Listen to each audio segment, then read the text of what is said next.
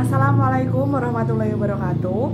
Perkenalkan, saya Sela Rahmawati dengan NIM P2722602352 dari kelas 1A D3 Fisioterapi Poltekkes Kemenkes Surakarta. Di sini saya akan menjelaskan materi tentang anatomi dan fungsi hati. Hati yaitu organ berwarna merah kecoklatan karena berisi darah dan memiliki konsistensi lunak. Sebagai kelenjar, hati mengeluarkan empedu yang penting untuk proses pencernaan makanan berlemak. Hati atau liver adalah organ padat terbesar dan kelenjar terbesar dalam tubuh manusia. Hati terletak tepat di bawah diafragma di sisi kanan atas tubuh.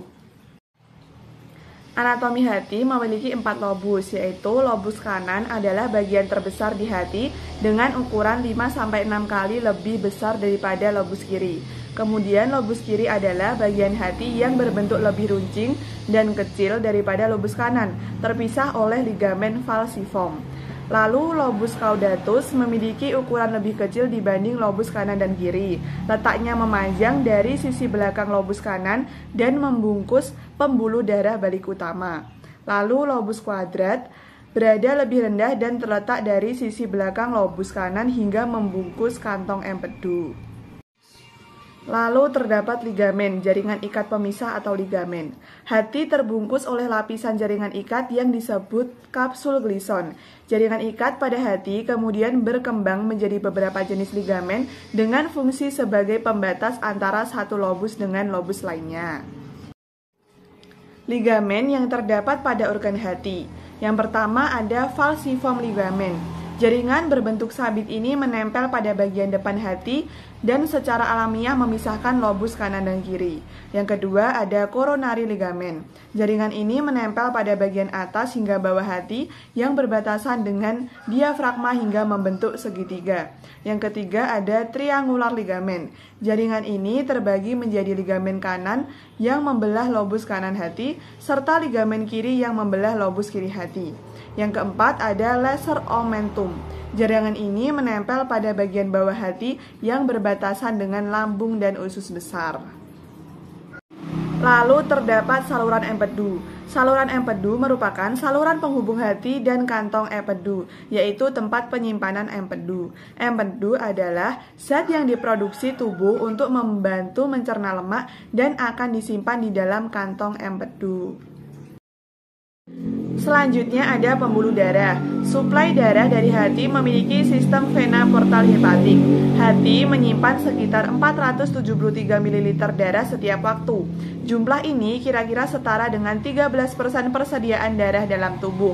Ada 2 sumber darah yang mengalir menuju hati, yaitu darah kaya oksigen dari pembuluh arteri hati dan darah kaya zat gizi dari pembuluh vena hati.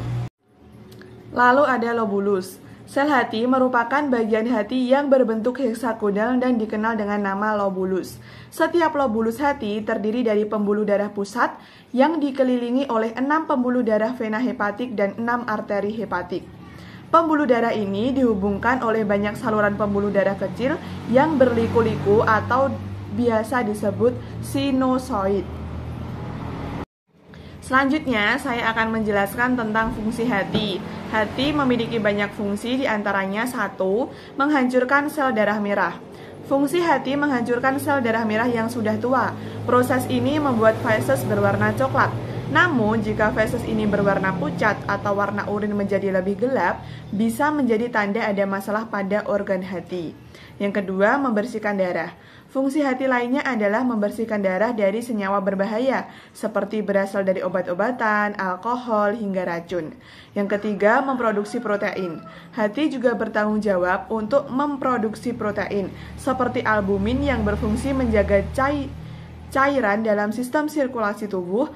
Protein yang berperan sebagai faktor pembekuan darah dan sistem kekebalan tubuh juga dihasilkan oleh hati.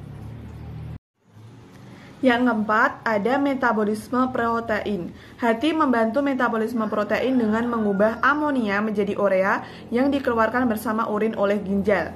Yang kelima, penyimpanan nutrisi. Hati juga berperan penting dalam proses penyimpanan nutrisi tubuh, misalnya zat besi, vitamin A, B12, vitamin D, dan vitamin K, serta asam folat.